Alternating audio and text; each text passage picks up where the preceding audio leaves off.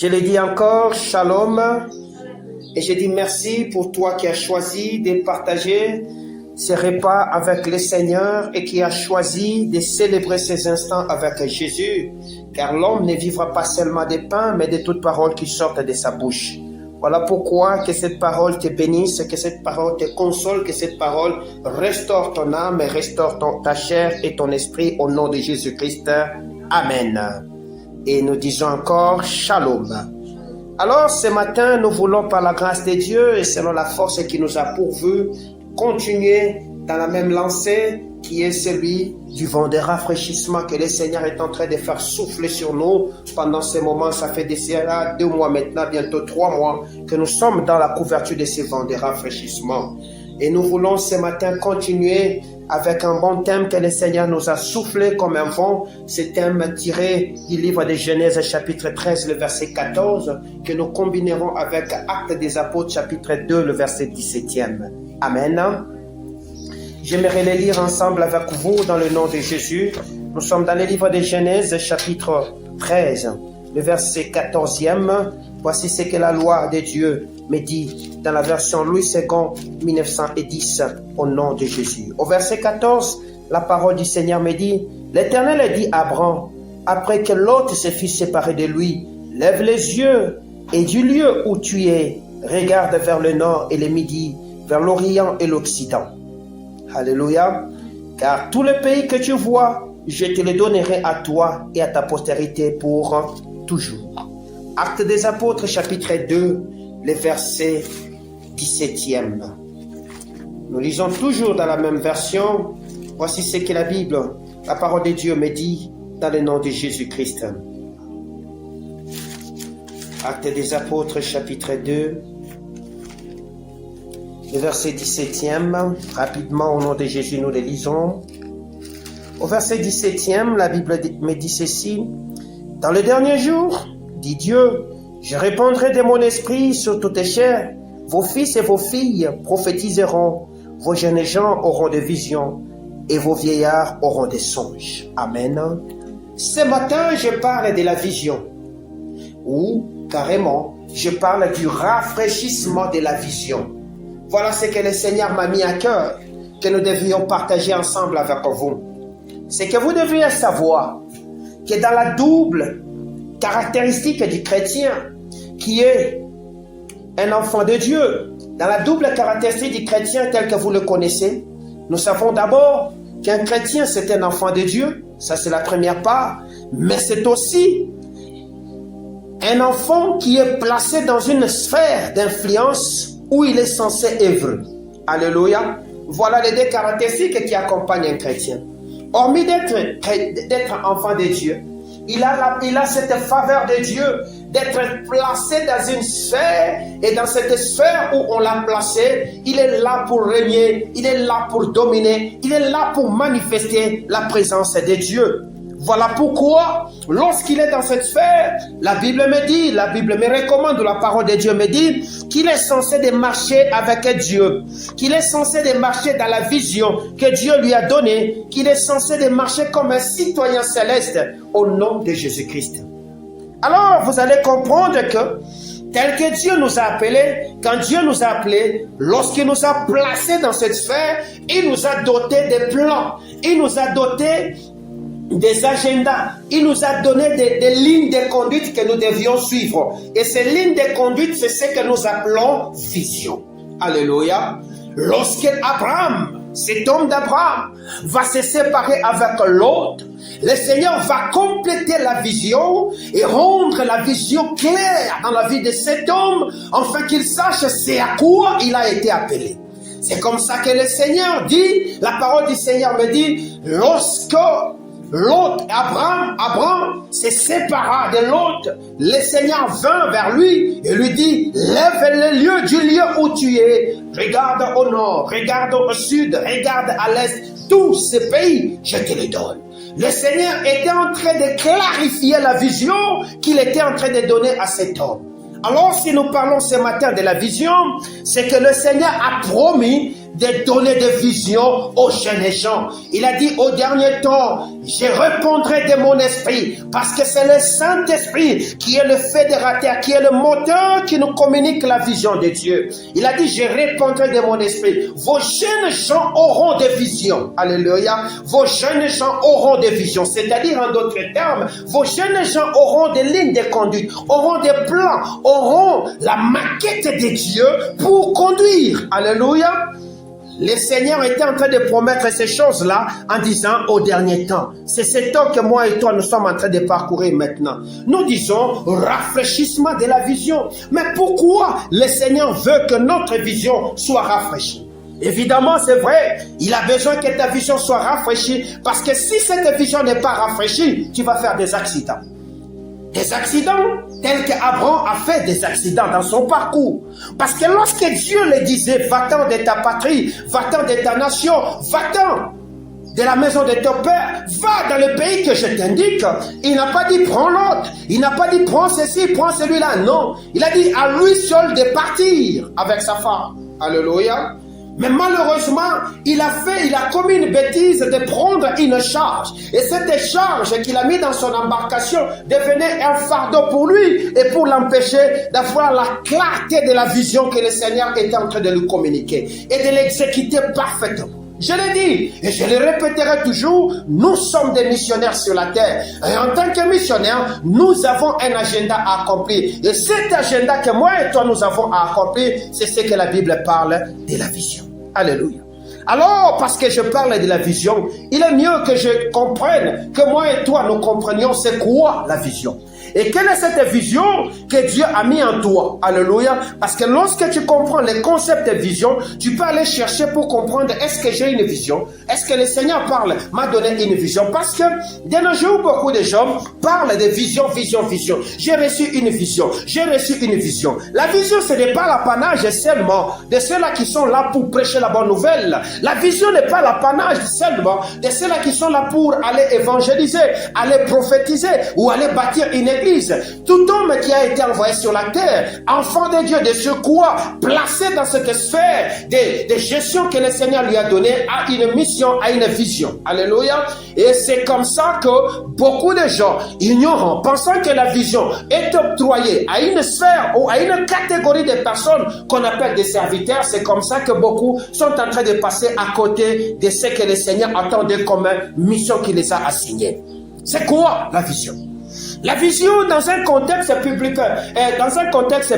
tel que vous allez le comprendre, ou dans un contexte divin, la vision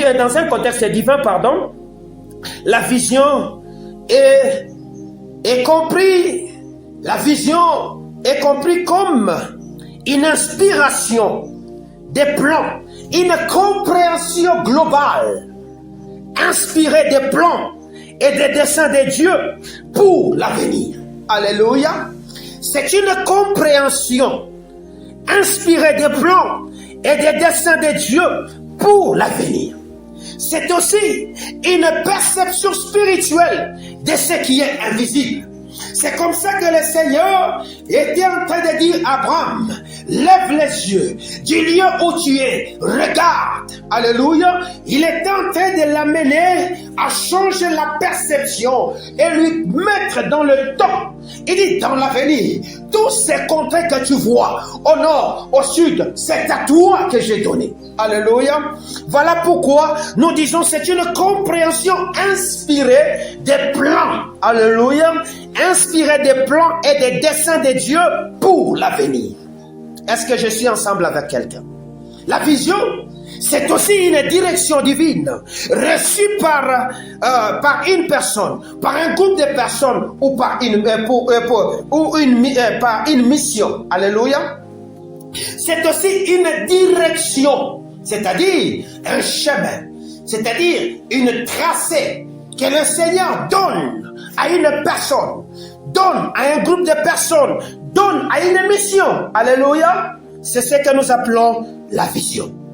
La vision qu'Abraham avait, c'est que quand vous comprenez l'histoire de Genèse chapitre 13, le verset 14, vous allez comprendre avec moi que la vision n'est pas quelque chose qui sort de l'homme. Non. La vision est une initiative de Dieu. Alléluia. La vision est initiée par Dieu pour ta vie. C'est Dieu qui vient initier la vision. C'est comme ça qu'il avait initié une vision dans la vie d'Abraham en lui disant « Quitte le pays de ton père et de ta mère, va dans la nation que moi je t'indique. » Et lorsqu'il est arrivé en ces lieux, Dieu clarifie sa vision en disant « C'est ici les lieux que moi je t'avais dit et c'est ici les lieux que moi je t'avais donné. Regarde au nord, au sud, élargis ta perception et comprends que ce lieu est à toi. » Ce que nous disons, c'est une initiative divine de Dieu. Et c'est une initiative, divine. Et cette vision commence souvent parce que Dieu met à nous comme pensée, comme direction, alléluia, comme vision, comme révélation, pour nous guider et pour nous orienter. Voilà pourquoi, lorsque Yahweh apparaît dans la vie d'Abraham, il lui donne des instructions. Et telles instructions devaient les mettre sur le chemin, devaient les guider, devaient l'accompagner. Alléluia. Voilà pourquoi il disait, regarde. Car la vision marche avec ce que nous appelons le regard. Lorsque quelqu'un est sans vision, ce peuple est sans frein. Alléluia. Ce peuple, quand il n'a pas la vision, il ne saura pas où mettre ses pieds. Il est sans frein. Or, si nous disons qu'il est sans frein, c'est que la vision, lorsque nous voyons, lorsque les écailles tombent de nos yeux et que nous voyons clairement, nous aurons la connaissance où mettre nos pieds. Nous aurons la connaissance comment marcher. Nous aurons la connaissance comment choisir des amis avec lesquels nous devions vivre. Alléluia. C'est comme ça que vous deviez comprendre avec moi que ceci nous montre qu'une vision divine authentique est d'abord une révélation. Alléluia. Au-delà d'être une initiative de Dieu, mais c'est une révélation. C'est une révélation. Voilà pourquoi la Bible me dit, au temps de la fin, vos jeunes gens auront des visions. C'est-à-dire, ils seront révélés par Dieu. Dieu va les révéler, alléluia, ce qu'ils doivent faire. C'est que Dieu va leur montrer une direction. Alléluia. Comprenez avec moi que la vision n'est pas l'ambition. Alléluia. Pour dire que j'ambitionne devenir quelqu'un, j'ambitionne devenir PDG, j'ambitionne devenir ministre, honorable. Ça, ce n'est pas la vision. La vision, c'est une révélation. C'est-à-dire, Dieu va envoyer des clichés, va te montrer clairement ce que tu dois faire. Alléluia. Et c'est sur base de cette vision que tu devras maintenant travailler. Alléluia. C'est-à-dire quoi? C'est-à-dire, en somme, la vision divine est une direction divine qui nous montre, qui nous invite, première des choses, écoutez la voix de Dieu. Parce que quand vous avez la vision, quand la vision vient, vous devez aussi, non pas seulement voir, mais écouter. Le Seigneur disait à cet homme d'Abraham, du lieu où tu es, lève les regards. Vois, alléluia. C'est-à-dire, s'il n'avait pas commencé par écouter, il ne pouvait pas avoir l'inspiration de lever les regards, de regarder de gauche à droite et de voir. Et quand il voyait, Dieu continue à donner des instructions en disant, tous ces pays, je te les donne. Alléluia. Première des choses, nous disons, c'est que la vision divine, qui est une direction que le Seigneur nous montre, cela nous invite, à écouter la voix de Dieu. Celui qui a la vision doit apprendre à écouter la voix de Dieu. Parce que l'inspirateur, l'instigateur de la vision, continuera à te donner des instructions. Parce que ce n'est pas une route que toi tu as tracée. Ce n'est pas un chemin que tu as déjà marché. C'est un chemin que Dieu connaît, lui-même a tracé. Et sur ce chemin, il connaît là, il y a des embûches, là qu'il y a des dangers. Et c'est lui qui va t'instruire à y marcher. Alléluia. La deuxième des choses, lorsque le Seigneur nous invite à suivre cette direction, il va te dire, il dit ceci, élargissez notre perception au-delà de nos limites actuelles. Alléluia. Voilà pourquoi il dira à Abraham, lève les yeux, regarde. Il lui fait tourner les quatre coins du globe et les quatre coins de sa vision en disant tous ces pays, je te les donne. En d'autres termes, si Abraham était dans une limite de vision, Dieu lui disait, élargis l'espace de ta tente, élargis ta vision. Celui qui a la vision de Dieu doit apprendre à élargir sa perception, parce que cette vision ne se limite pas à ce que toi tu imagines, mais ça va au-delà de ce que tu imagines, parce que celui qui a donné la vision, il connaît les limites de cette vision. Voilà pourquoi tu ne dois pas la limiter. Troisième des choses, il faut voir, lorsqu'on a la direction de Dieu, c'est-à-dire la vision divine, il faut voir par la foi ce que Dieu a promis. Alléluia. Vous deviez voir. Voilà pourquoi Abraham, lorsque Dieu lui dit, lève les yeux, regarde. C'est-à-dire, il devait voir. Il devait voir que ici, Dieu m'a promis et la chose Dieu m'a promis va s'accomplir. C'est-à-dire quoi? La visualisation nous permet d'appeler à l'existence les choses qui n'existaient pas. Elles existent. Alléluia. La quatrième des choses, il faut agir en conséquence avec cette promesse. Parce que quand Dieu te montre les limites de ta vision et il te montre l'étendue de ta vision, il t'invite à élargir l'espace de ta tente, c'est-à-dire la dernière des choses que Dieu t'appelle, c'est-à-dire Dieu t'appelle à l'action. Dieu veut que tu agisses. Dieu veut que maintenant tu agisses conformément à la promesse qu'il t'a donnée. Et quand il te donne cette promesse, il veut que tu fasses ce que lui attend de toi. Malheureusement, beaucoup de gens restent à cette étape. Ils n'agissent pas. Ils attendent que Dieu agisse à leur part. Dieu n'agira pas dans ta part. Il y a une part de Dieu, il y a une part de l'homme. Lorsque Dieu donne la vision, le reste c'est à l'homme de l'exécuter. Alléluia. C'est comme ça que nous disons en dernier lieu que la vision est ce que Dieu nous appelle à voir et accomplir avec lui. Alléluia.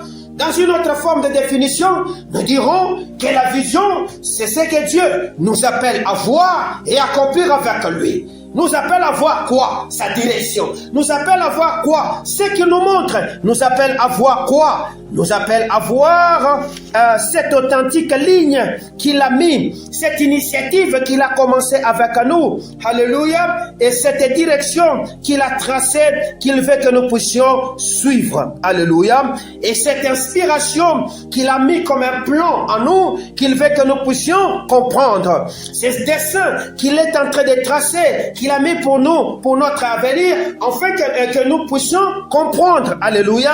Cette perception spirituelle qui est invisible, qu'il veut que nous puissions saisir avec la foi, afin de le mettre à l'action, afin que la chose arrive à se manifester. Car la foi appelle à l'existence les choses qui n'existaient pas, elles existent comme si elles existaient déjà. Est-ce que je parle à quelqu'un? Que mon Dieu vous bénisse. Alors, est-ce que nous pouvons rafraîchir cette vision? Alléluia. Lorsque vous avez déjà reçu la vision, lorsque vous avez déjà la direction, lorsque vous avez déjà les desseins de Dieu, lorsque vous avez déjà les plans de Dieu, est-ce que vous pouvez les rafraîchir? Oui, vous pouvez les rafraîchir. Alléluia. Vous pouvez les rafraîchir, ça veut dire quoi? Ça veut dire que vous pouvez chercher à renouveler votre compréhension spirituelle des plans que Dieu vous a donnés. Est-ce que je parle à quelqu'un? Vous pouvez chercher à comprendre encore davantage, parce que celui qui donnera la compréhension à cette vision, c'est Dieu.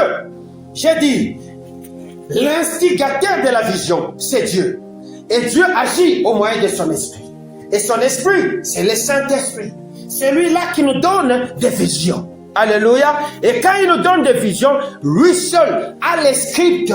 Lui seul connaît ce qu'il a caché dans cette vision et comment est-ce que nous pouvons le comprendre. Est-ce que je parle à quelqu'un? Voilà pourquoi je dis, ceci signifie renouveler notre compréhension spirituelle ou notre perception sur la vie, en vue de nous permettre d'avancer avec une clarté nouvelle et une direction inspirée. Est-ce que je parle à quelqu'un? Une clarté nouvelle et une direction nouvelle. Une direction inspirée. C'est-à-dire, lorsque je me mets à chercher, à renouveler ma compréhension C'est-à-dire, je suis en train d'appliquer ce que Romain dit. C'est-à-dire, je ne cherche pas à me conformer au siècle présent, mais je cherche à renouveler mon intelligence, afin que je sache quelle est la volonté de Dieu dans le dessein qu'il a planifié pour moi, que j'appelle vision. Est-ce que je parle à quelqu'un? La vision touche les commerçants, la vision touche les médecins, la vision touche les élèves, la vision touche tout homme sur la terre. La vision est pour tout homme sur la terre. Dès l'instant que tu as été créé à l'image de Dieu, tu as une vision que Dieu a cachée en toi. Et cette vision, Dieu te le demandera, qu'as-tu fait de ce que j'ai mis en toi? Parce qu'il veut que tu suives cette route là-bas. Mais aujourd'hui, les gens sont devenus des imitateurs des autres visions. Ils veulent faire ce que les autres font. Ils veulent suivre la route des autres. Ce n'est pas ça ce que Dieu attend de vous. Chaque homme a sa route. Chaque personne a sa voie. Chaque personne sait suivre son chemin. Et ce chemin, c'est Dieu seul qui l'a tracé. Et quand Dieu l'a mis, il connaît comment est-ce que tu vas y marcher. Voilà pourquoi, lorsque tu te mets à suivre la vision d'une autre personne, tu vas arriver à un point où tu vas buter contre un mur, parce que tu ne connaîtras pas les planifications ou la manière qu'il faut entrer dans cette maison là-bas, parce que celui qui connaît les plans, c'est celui qui a la vision. Est-ce que je parle à quelqu'un? Si nous pouvons rafraîchir ces domaines, c'est que nous pouvons chercher à renouveler notre compréhension. Mais nous renouvelons notre compréhension quand? Nous renouvelons notre compréhension lorsque nous commençons à comprendre, à avoir des flous. Nous ne savons plus avancer. Nous sommes bloqués. Alléluia. Nous avons la vision, mais nous ne savons pas faire une bonne lecture de cette vision. Alors, qu'est-ce qu'il faut faire? Il faut rentrer auprès de celui qui vous a donné les plans. Il faut revenir auprès de celui qui a tracé ses dessins pour lui dire, Seigneur, qu'est-ce que tu veux que je fasse à ce moment ici? Alléluia. Que mon Dieu vous bénisse. Si cela peut se faire rafraîchir, c'est que aussi, il y a des moyens, il y a des obstacles. C'est comme ça que je me suis posé la question. Mais pourquoi seulement le Seigneur a commencé à rafraîchir la vision de Lot et de quoi? D'Abraham lorsqu'il s'est séparé de Lot. Qui est Lot? Pour que le Seigneur dise, après que Abraham se soit séparé de Lot, Dieu lui dit, lève les yeux du lieu où tu es. Donc chaque homme sur la terre a son Lot. Alléluia. Chaque personne sur la terre a son Lot. Il faut que tu te sépares de ton Lot. Mais c'est qui Lot? Que représente Lot dans la vision? Que représente Lot dans le mandat de Dieu? Que représente Lot dans les desseins de Dieu dans ta vie? Et que représente Lot dans les planifications de Dieu ou dans la direction de Dieu qui t'a donné? Alléluia. Dans le contexte de la vision d'Abraham, du verset 14 de Genèse 13, bien aimé, vous allez comprendre avec moi que Lot représente un obstacle, mais pas n'importe quel obstacle. C'est un obstacle de distraction qui devait être écarté. Donc Lot, c'est une forme de distraction qui était en train d'éloigner Abraham dans la marche de l'accomplissement de sa vision. Et aujourd'hui, nous avons de Lot qui amène beaucoup de distractions dans nos vies et qui nous éloigne dans la marche de l'accomplissement de la chose de Dieu. Certains hommes de Dieu échouent parce qu'ils ont de Lot avec eux. Certains commerçants échouent parce qu'ils ont de Lot avec Dieu, avec eux. Certains hommes d'affaires échouent parce qu'ils ont de Lot avec eux. Certains travailleurs échouent parce qu'ils ont de Lot avec eux. Certaines femmes échouent parce qu'ils ont de Lot avec eux. Certains hommes échouent dans les mariages parce qu'ils ont de Lot avec eux. Même certains fiancés échouent parce qu'ils ont de Lot. Mais qui est Lot dans l'inspiration de Dieu? Qui est Lot dans le dessein de Dieu? Qui est Lot dans ce que nous appelons la vision divine de ta vie? Alléluia. C'est cet obstacle qui te distrait et que le Seigneur dit qu'il doit être écarté. La vision divine, puis la vision divine est appelée à se clarifier. Alléluia. Pour se manifester pleinement. Mais lorsqu'il y a des distractions, cette vision ne se clarifiera pas. Alléluia. Cette vision deviendra floue. Ce sera comme cet homme que Jésus venait de guérir. Il voyait des hommes comme des arbres. Parce qu'il n'avait pas une vision claire. C'est ce que le Seigneur était en train de faire dans sa vie. Il a fallu qu'il y ait ce qu'on appelle notre deuxième toucher. Et cette deuxième toucher a fait que la vision était devenue claire. C'est ce que nous appelons le rafraîchissement de la vision. Alléluia. Or, lorsque nous cherchons la clarification de la vision, nous cherchons la manifestation pleine de cette vision. Et pour que cette manifestation devienne concrète et réelle dans ta vie, il y a des préalables, il y a des prérequis, il y a des choses que tu dois faire. Qu'est-ce que tu dois faire? Tu dois écarter l'obstacle de la distraction qu'on appelle l'hôte. Alléluia. Tu dois te séparer de l'obstacle de la distraction qu'on appelle l'hôte.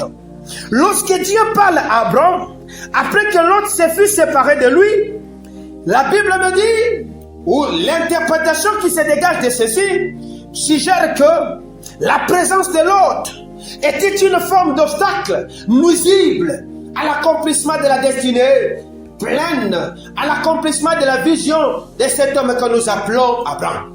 Alléluia.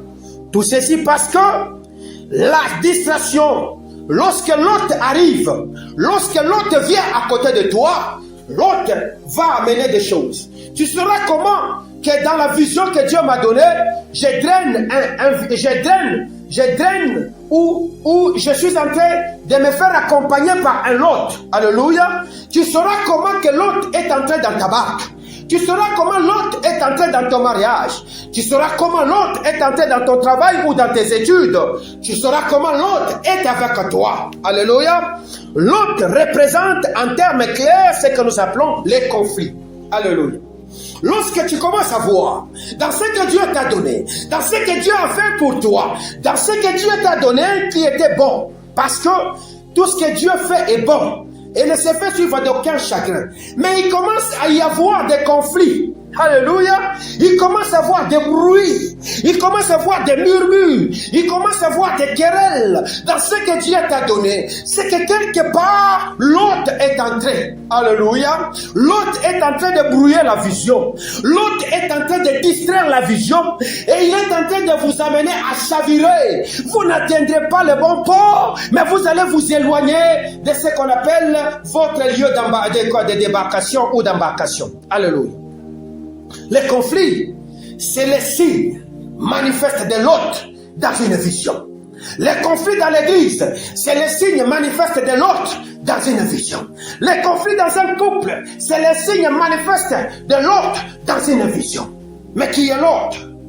L'hôte, c'est cette femme, c'est cet ami, c'est ses camarades, c'est ses parents, c'est cet homme sur qui tu t'appuies et tu ajoutes comme un supplément dans la vision que Dieu t'a donnée. Parce que Dieu, quand Dieu a dit va-t'en, pars, quand Dieu a dit quitte, il n'a pas dit prends l'autre. C'est toi qui as pris l'autre. Par ta compassion, c'est toi qui as pris l'autre. Tu l'as associé dans ta barque. Et aujourd'hui, il y a des bruits. C'est à cause de toi. Est-ce que je parle à quelqu'un? C'est que tu sauras comment que je suis en train de traîner l'autre à mes pieds. Alléluia. C'est lorsqu'il commence à voir des choix de terre. Alléluia. Le choix de terre, c'est quoi? Ce sont le choix des bénédictions. Le choix des choses auxquelles vous deviez avoir une pleine possession. Alléluia. Qui vous appartient de droit. Mais vous commencez à les partager. Vous commencez à les dilapider. Les partager avec les autres. Le choix. Dieu a toujours aimé avoir la primauté dans votre vie. Mais vous les partagez avec les réseaux sociaux. Vous les partagez avec les amis. Vous les partagez avec autres. La terre de grâce que Dieu a plantée en toi n'est plus cette terre sur laquelle tu règnes à mettre. Mais tu les partages avec les gens qui ne sont pas de ton appel. C'est comme ça que cette vision va commencer à connaître des flous. Le choix des terres. Quelles sont les terres sur lesquelles tu te reposes? Quelles sont les terres que toi tu recherches? C'est que tes choix aujourd'hui, ce sont des choix qui sont gouvernés par la volonté purement charnelle, démoniaque, satanique. Ce sont des choix poussés par la cupidité, l'envie, l'orgueil de la vie. Ce sont des choix poussés par la concurrence. Ce sont des choix poussés par le moi, la personne intérieure qui dit que c'est moi ici. C'est moi, je suis arrivé. Ces choix vont te faire perdre la vision. Il y a un lot qui vient d'entrer dans ta barque. Troisième des choses, c'est lorsqu'il commence à voir ce qu'on appelle la division.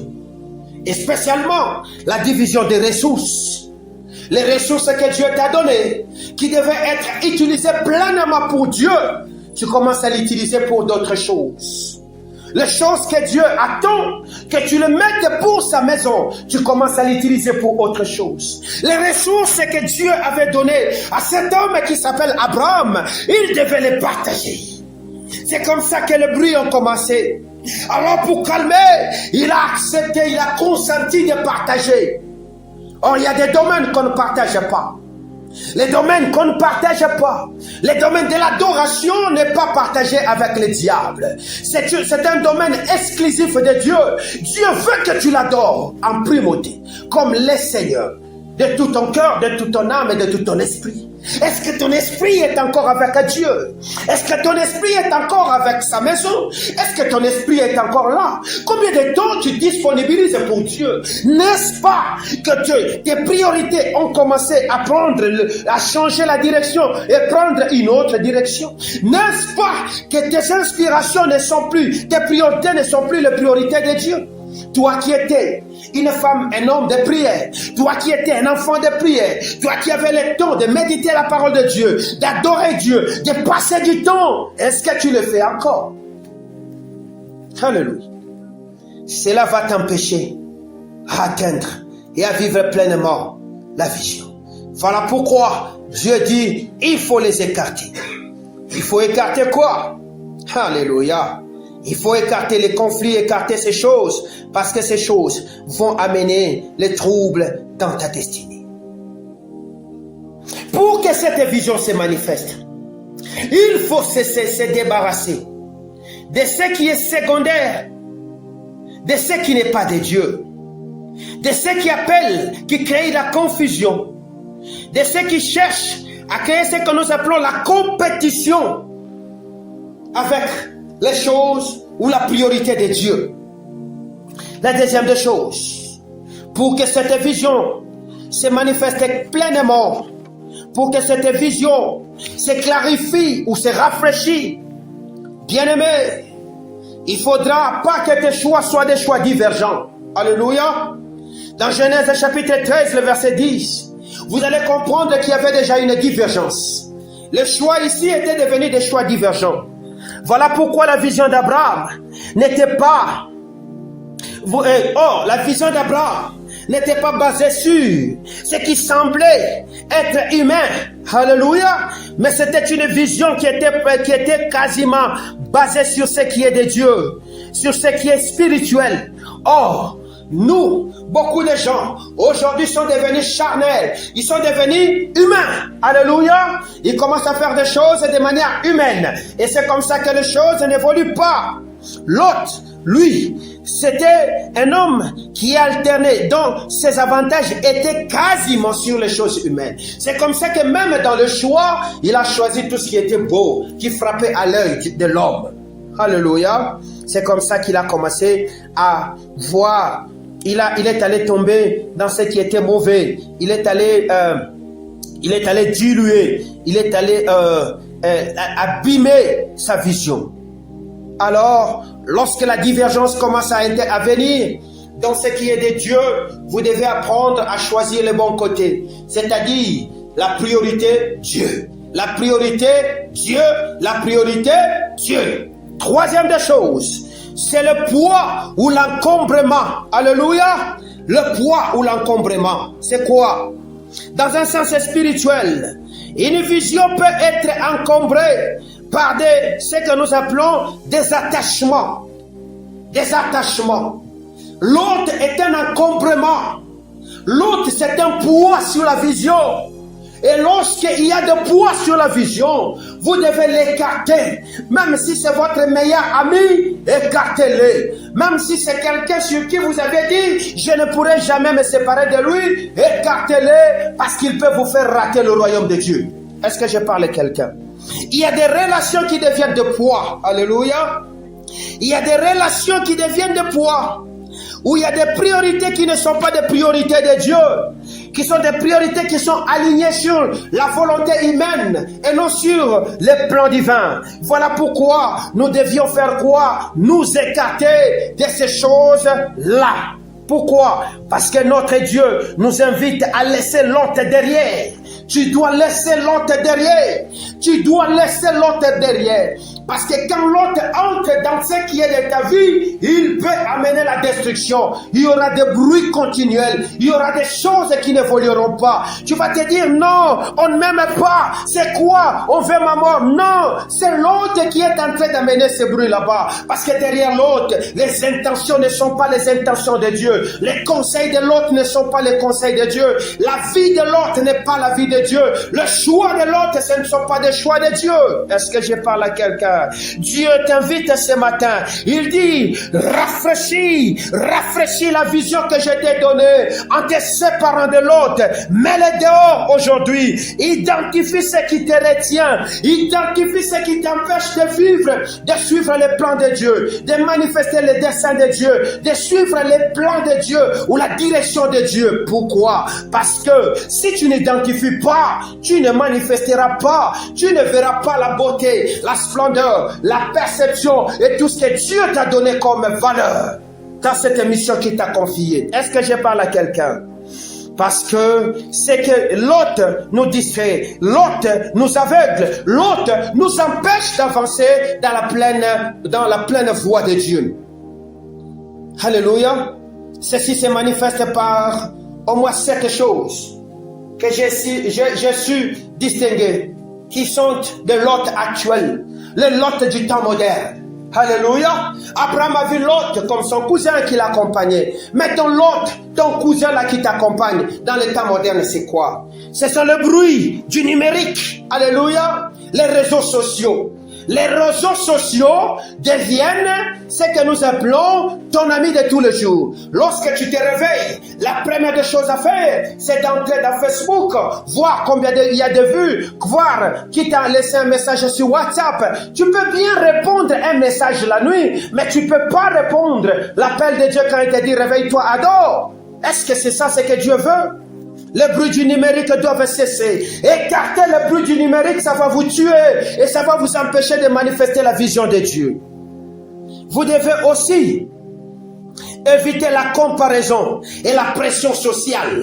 Il y a des gens qui vivent par comparaison. Parce que tel a fait, lui aussi doit faire. Parce que tel a acheté, lui aussi doit acheter. Parce que tel a, lui aussi doit avoir. La pression sociale va tuer ta vision. Alléluia. Tu feras des choix qui ne sont pas des choix de Dieu. Tu feras des alliances qui ne sont pas des alliances de Dieu. Et tu vas te tuer toi-même. Aujourd'hui, si ta vision n'est plus confortable, elle est en train de tituber, elle est en train de s'agiter. Le problème, c'est toi. Le problème, ce n'est pas Dieu. Le problème, c'est toi. C'est que tu fais des mauvais choix. Tu ne vois pas ce que Dieu t'a donné. Tu es dans une forme de course de comparaison. Tu t'es laissé dans la pression sociale. Aujourd'hui, parce que tout jeune est véhiculé, tu dois forcément chercher à avoir un véhicule. Même au gré du vol, tu dois avoir cela. Bien-aimé, tu vas passer à côté de la vision que Dieu t'a donnée et tu vas louper les faveurs du miel qui coule dans ces jardins, dans cette sphère dans laquelle le Seigneur t'a planté. Est-ce que je parle bien? Il y a l'autre, c'est aussi les peurs. L'autre, c'est aussi les doutes limitantes. Alléluia. Il y a des gens qui vivent dans la peur continuelle. Il se dit, je vais échouer. Il a toujours peur autour de lui. Il a peur de beaucoup de choses. Il a peur de tout. Il se dit, il ne croit pas que Dieu peut le sécuriser. Il ne sait plus vivre dans le confort de Dieu. Voilà pourquoi il se limite. Il se limite. Il ne sait plus avancer. La Bible me dit, vous couriez bien. Mais qui vous a arrêté pour ne pas obéir? Lorsque la peur s'installe, l'homme cesse d'obéir. Lorsque la peur s'installe, l'homme ne cesse de courir et il devient électrisé en un seul endroit et il est là en train de regarder. Ainsi donc, la paresse va le surprendre et quand la paresse va s'installer, la pauvreté qui marche avec son cousin qui s'appelle la paresse, ça va t'atteindre. Les projets que j'ai formés pour vous, ce ne sont pas des projets de mort, ce ne sont pas des projets de malheur, ce sont des projets de paix et de bonheur pour vous garantir de l'avenir. Alléluia. Dans la vision de Dieu, il y a la paix, il y a le bonheur qui garantit notre avenir. Tu n'as pas peur, tu n'as pas besoin de céder à la panique, tu n'as pas besoin de céder à ce que nous appelons les doutes limitantes pour y tomber. Sors de ces manteaux, sors de cette couverture dans laquelle tu t'es plongé, vis au nom de Jésus. Est-ce que je parle bien? La quatrième des choses, ce sont les habitudes et les routines improductives. Alléluia. Certaines personnes sont dans une forme d'habitude et ces habitudes sont en train de tuer la vision. Or, Dieu ne vit pas dans les habitudes. Dieu n'est pas dans les compromis. Dieu n'est pas dans des routines. Il est dans l'action. Alléluia. Localise quelles sont ces habitudes que le Seigneur est en train de me dire je dois quitter pour vivre pleinement ce que le Seigneur a proclamé dans ma vie. Est-ce que je parle à quelqu'un? Ces habitudes là-bas, ça peut être des habitudes de paresse, ça peut être des habitudes de murmure, ça peut être des habitudes que Dieu ne t'a pas dit de faire. Est-ce que je parle à quelqu'un? La cinquième des choses, ce sont ce que moi j'ai dit, des relations toxiques. Alléluia, et drainantes. Il y a des relations qui sont toxiques. Voilà pourquoi la Bible dit, fuyez la mauvaise compagnie, car elle corrompt les bonnes mœurs. Quels que soient les avantages que tu peux gagner de ces relations, lorsqu'elles commencent à te drainer dans des conflits, lorsqu'elles commencent à te drainer dans des choix qui ne sont pas de Dieu, lorsqu'elles commencent à t'amener dans des divisions de tes ressources divines, lorsqu'elles commencent à te pousser à perdre ce que Dieu t'a donné, bien-aimé, sachez que le venin de cette relation toxique a commencé à agir. Et ce venin, c'est le venin que nous localisons dans ce que nous appelons l'autre. Alors, qu'est-ce qu'il faut faire? Il faut se séparer, quel que soit le bien-être que vous pouvez tirer de cette relation. Alléluia. Parce que ça va te drainer à la mort. Ça ne va pas te drainer seulement en bas, mais ça va se te drainer à la mort. La sixième des choses, ce sont les passés et les échecs passés. La Bible me dit, ne vous souvenez-vous plus des choses anciennes. Alléluia. Parce que le Seigneur veut faire quelque chose de nouveau. Ne vous attachez plus à ce qui est passé. Lâchez prise, bien-aimé. L'homme n'a pas été créé pour regarder en arrière. Voilà pourquoi 2 yeux nous ont été donnés pour avancer.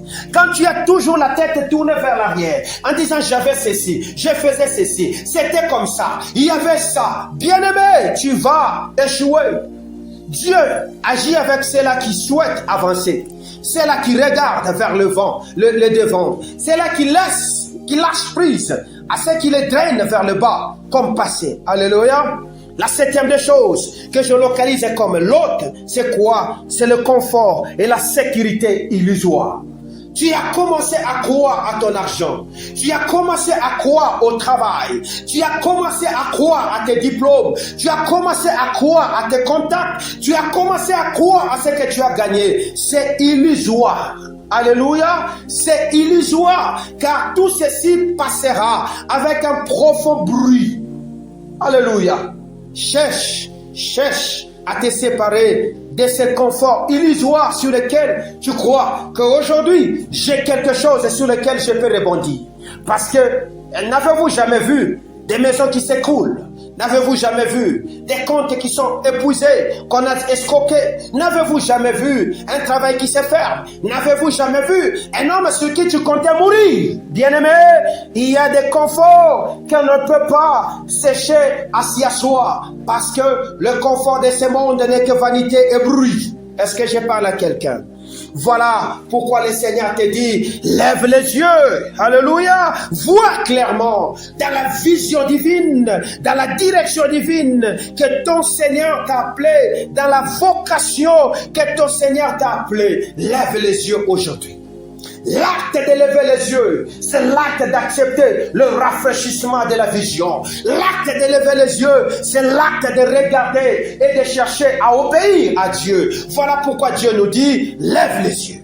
Alléluia. Ce matin, je vais te laisser avec cette parole qui résonnera dans ton esprit. Lève les yeux.